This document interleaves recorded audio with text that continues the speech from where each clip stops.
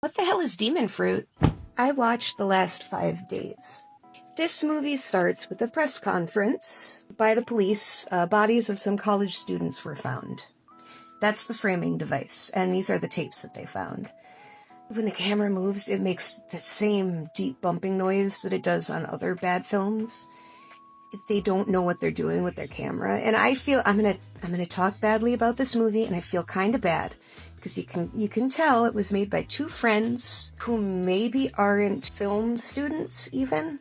I don't know what they are. Maybe they were just two dudes who wanted to make a movie, and they tried.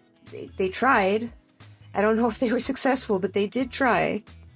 So they've got some kind of school project for a class where they've got a camera lent to them, and they're gonna go do some spooky stuff. It's not clear what their plans are. They go to an orchard that's supposed to be haunted, and the workers went crazy and killed themselves. It sounds like they're making all of this up on the spot. I don't think they had a script. I think they just had a general idea and tried to improv. It's not great because they're not great actors. One of them is worse than the other, but they're both pretty bad. So none of it comes off as realistic. It all comes off as obviously fake. At the orchard, they find some fruit. They're constantly commenting about how it's really weird fruit. I don't know what makes it weird, but okay, it's weird fruit.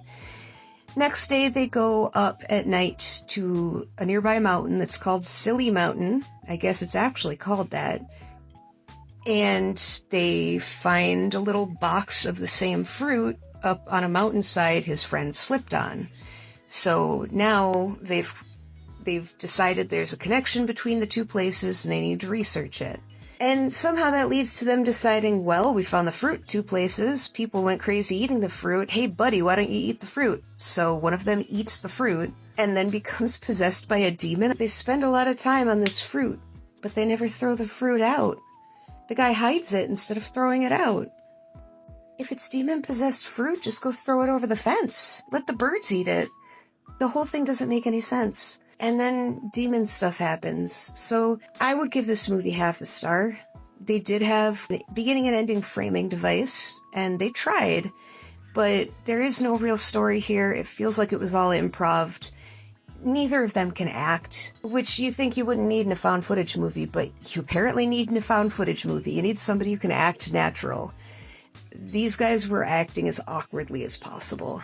I would absolutely avoid this film. It was a slog.